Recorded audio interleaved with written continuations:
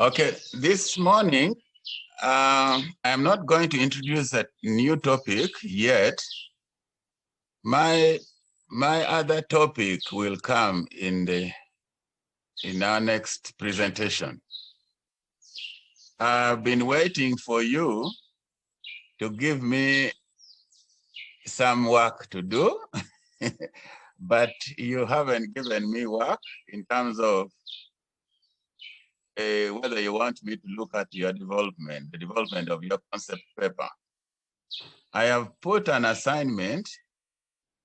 I think Victor must have got that assignment as well. I intentionally didn't want to give Victor the work on the phone because I want her to access the Moodle.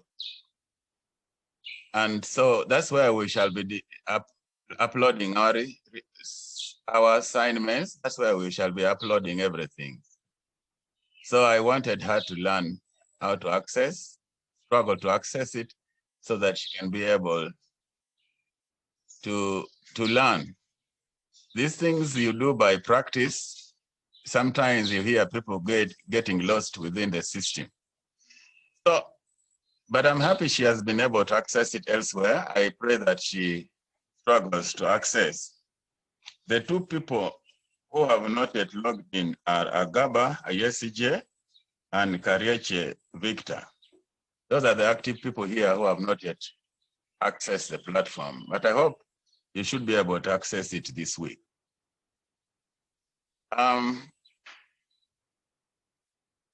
I think my next topic, if I'm not mistaken, I'll be teaching you something about sampling. But for now, yes, everybody has got the assignment and I want you to keep working on the assignment. I decided to give you 2 weeks to complete that assignment because I also appreciate that you are busy. And so I give you 2 weeks, but I don't mind if you send me work in progress. I wouldn't mind. So please, if you have anything as work in progress, just send it to me. I look at it, give you some feedback as you prepare your presentation. So now let me share with you this slide.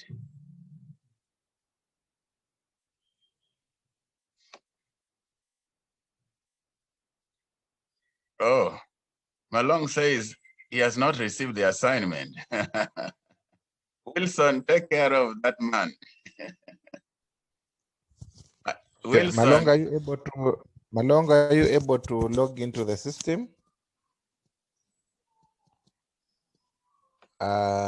Okay, fine. I'll take you through after the class. Yeah. And we see so how we can have it. You take care of Malong because he has not seen the assignment. Okay. So the assignment is basically about developing your concept paper, this time using some structure, some structural outline, which I've also given. And so let's continue this discussion today. I wish we had time to give feedback as well. I think you are seeing this slide with these boxes. They are not boxes. They are oval shapes. Yes, You're we can seeing. see. All right. Yeah.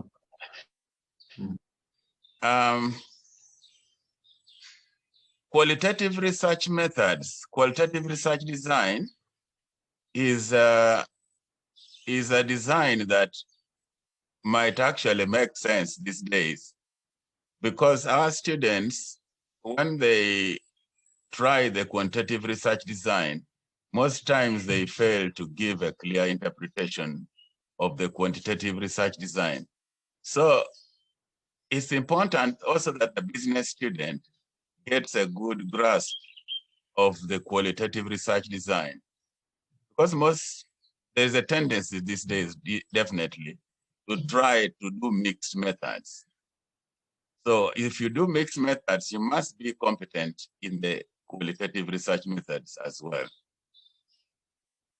So if you are strong in mathematics and statistics, I would encourage you to concentrate on quantitative research methods. But if you have issues there and here and there, make sure you grasp both qualitative research design and the quantitative research design. Normally what you can say, my study is majorly qualitative, but I also have aspects of quantitative, or my design is majorly quantitative, but I have aspects of qualitative, so that you mix them, not in a ratio of 50-50, but it can be a ratio of 70-30 or 30-70, depending on your strength. Now, I hope that I hope that Zoom will not cut me off. I decided to take the 40-minute one, the 45 minutes one. And in case it cuts me off and there are still things we want to do, maybe I'll set up a second one. But for now, I would like to look through this again.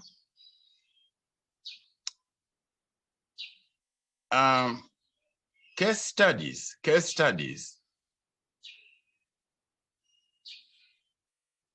If you look at our research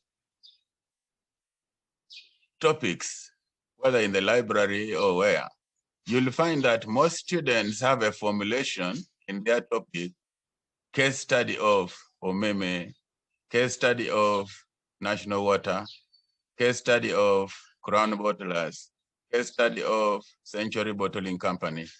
Those case studies. Sometimes when a student says, I'm doing a case study of my selected case, they are not necessarily using a case study design. They are not necessarily using a case study design.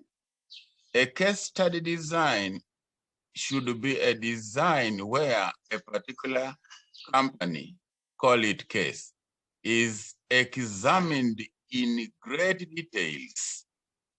You go deep into that company to evaluate it to the details, on the assumption that what you learn from that company might be similar to those of other companies. So that's why we do case study design. But some students actually do what we call cross-sectional study, or they do, I don't know whether they can do longitudinal study, but then they call it a case of. So we'll make a distinction between a case study design and a case study of.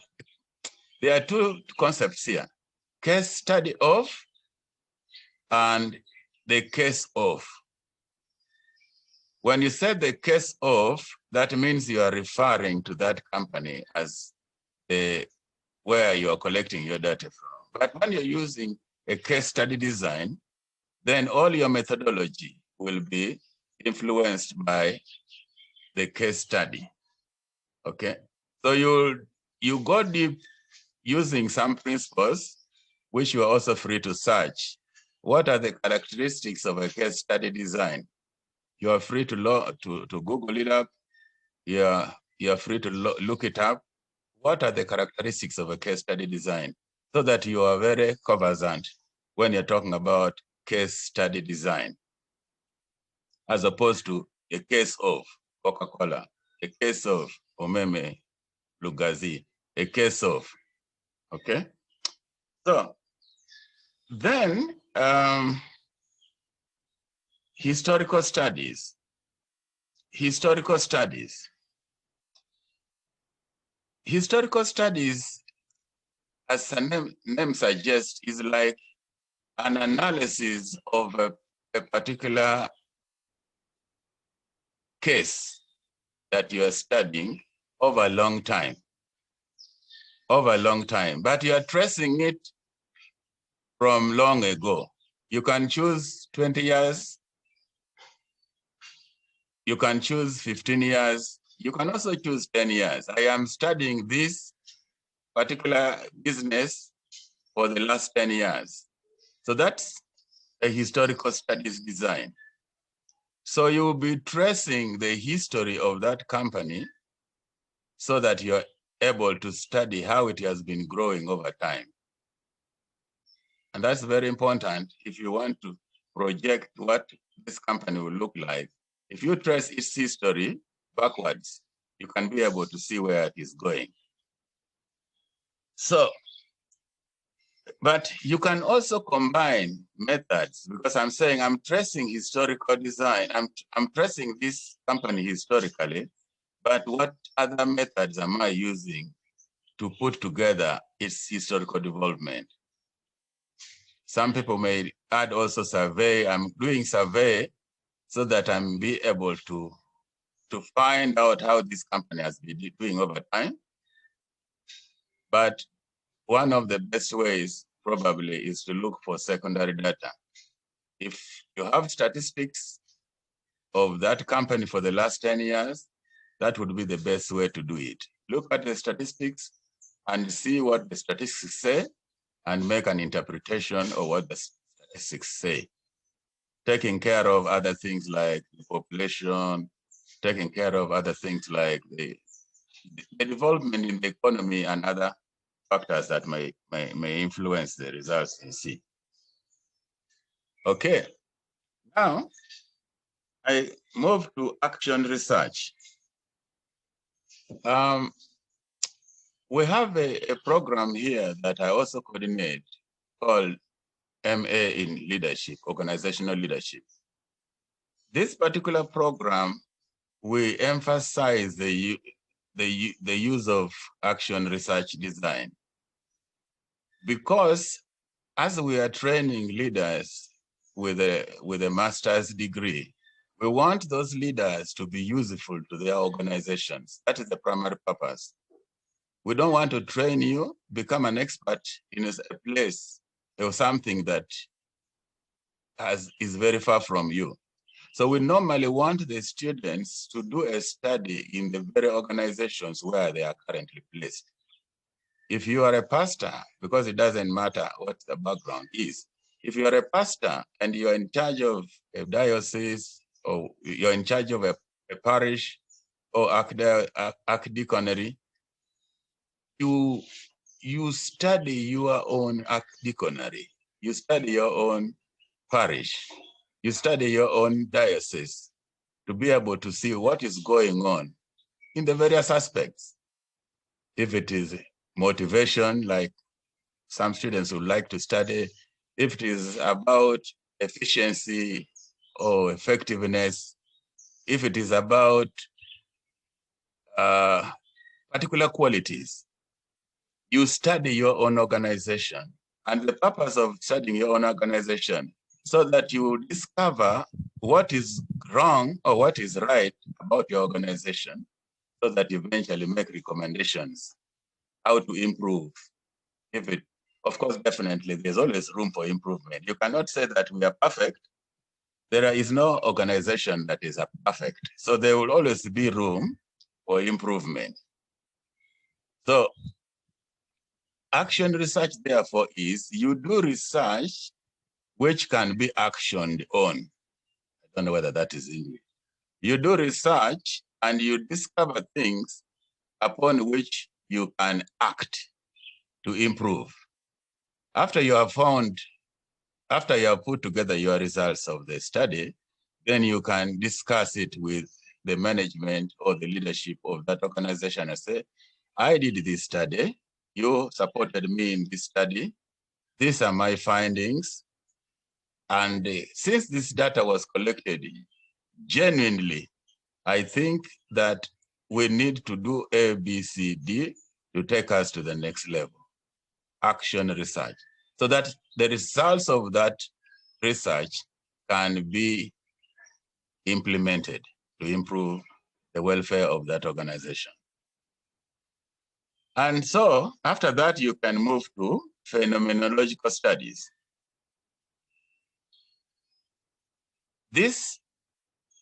this design concentrates on phenomena. Phenomena. What is the phenomena? Phenomena is, of course, a language we quite often use in research. What is the phenomena? I would like to study this phenomena. What you normally observe and be a phenomena. Because normally research begins with observation. If you can't observe anything, at least, then you have nothing to say. But you have to observe. If you can't observe and you're studying something which is a little theoretical, then you read. And after analyzing your reading, you can say, oh, I have been reading research in this area, but this particular aspect has never been handled anywhere. So that becomes your phenomenon. Why is this particular aspect not handled anywhere? So you can say, this is my gap. I want to contribute to this study, to knowledge by studying this particular phenomena, which has always been neglected by all other researchers. Okay, so that's another way of studying a phenomenon. Once you have found that phenomena through reading, then you can pursue it further. But ordinarily speaking, phenomena are supposed to be a study of the culture or the way of life of the people. The concept comes from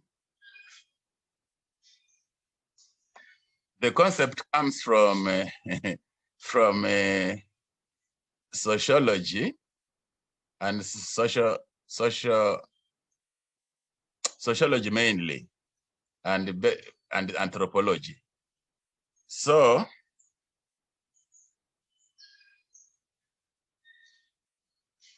if you are studying things which are similar to culture, similar to society, then phenomenology is one of the best methods to use.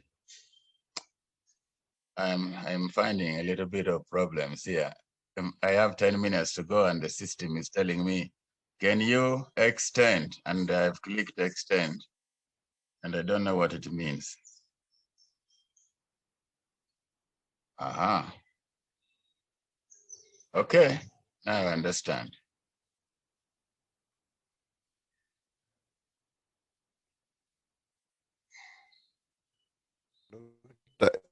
It means that Yes, Wilson.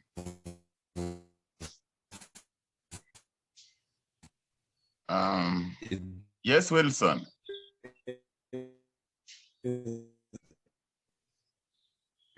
Oh, Wilson, I can't hear you. I don't know what's the problem. It means that you've got an additional time to expire. Okay. I was saying it means that you have now extended the class beyond 40 minutes, yeah. Anyway, I think we can. Let me chat. Pardon? Okay.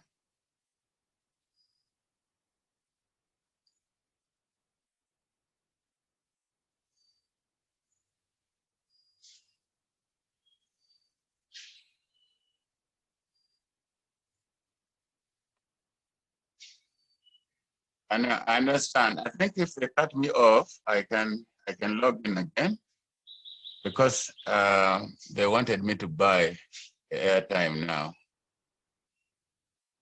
They wanted me to buy airtime. Okay.